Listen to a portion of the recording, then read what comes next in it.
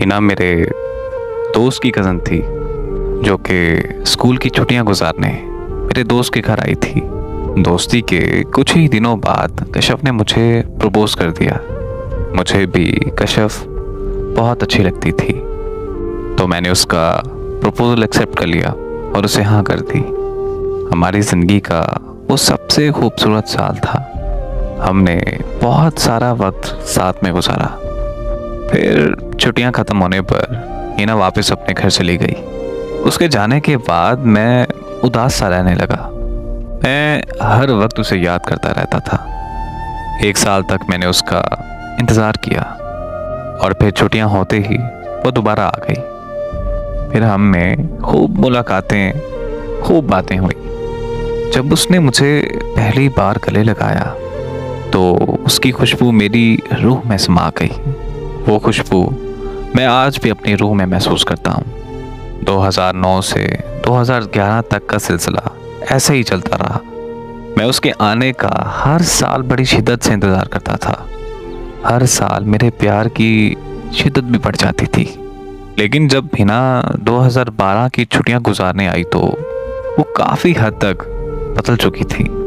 उसने मुझे देखते ही अपनी नज़रें फेर लीं और मुझसे बात तक नहीं की, और अगले दिन वो वापस अपने घर चली गई। तो मैंने अपने दोस्त से पूछा कि अरे यार, हिना को क्या हुआ है? तो फिर मेरे दोस्त ने मुझे बताया कि हिना ने तुम्हें मुकम्मल तौर पर छोड़ दिया है। ये सुनते ही मेरे पैरों तले ज़मीन निकल गई। मैं खामोश था, लेकिन मेरे आंसू बोल रहे थे।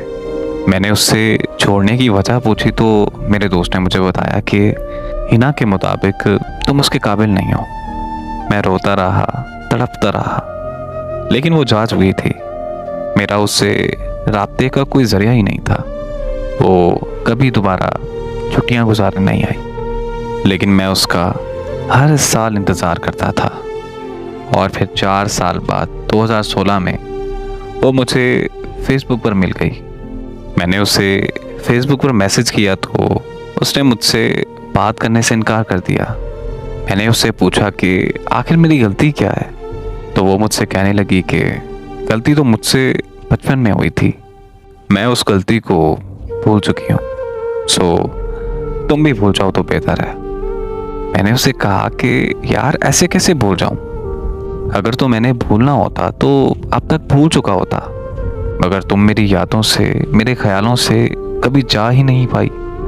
और इसमें कोई शक नहीं है कि मैं आज भी तुमसे बहुत मोहब्बत करता हूँ। तो उसने ये कहकर मुझे ब्लॉक कर दिया कि भाड़ में जाए तुम्हारी मोहब्बत और भाड़ में जाओ तुम। तब मुझ पर क्या गुजरी ये मैं जानता हूँ या मेरा रब जानता है।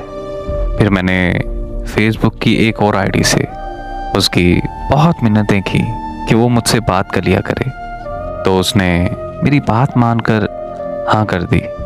मगर मेरे मैसेज करने पर वो ऑनलाइन होने के बावजूद भी कई दिन तक मुझे रिप्लाई नहीं करती थी।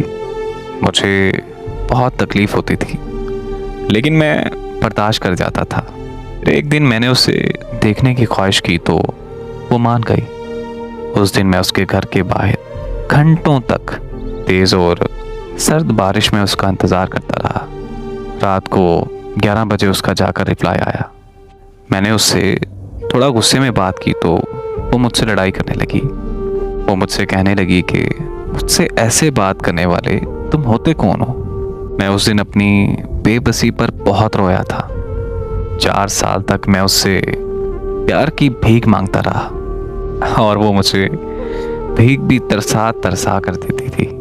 तो काफ़ी वक्त गुजरने के बाद 2019 में मैंने उसे पूछा कि वो आखिर ऐसा क्यों कर रही है, आखिर वो मेरी क्यों नहीं हो सकती, मेरे प्यार में क्या कमी है? तो वो मुझसे कहने लगी कि कमी तुम्हारे प्यार में नहीं, बल्कि कमी तुम में है। और ये बात याद रखना कि मैं तुम्हारी कभी नहीं हो सकती, क्योंकि तुम मेरे लायक नहीं हो। तो मैंने उससे पूछा कि मैं कैसे तुम्हारे लायक बन सकता हूँ? तो उसने मुझे कहा कि तुम बस मेरी जान छोड़ दो। मैं उससे बहुत कुछ कहना चाहता था, मगर बस इतना ही कह पाया कि लो, आज से मैंने तुम्हारा पीछा छोड़ दिया। आज 3 साल हो गए हैं, मैंने दोबारा उससे कभी राब्ता नहीं किया। मगर ऐसा नहीं है कि मैंने उससे प्यार करना छोड़ दिया है। मैं आज भी उससे शिद्दत से चाहता हूँ और अपनी आखिरी सांस तक उसे चाहता रहूँगा।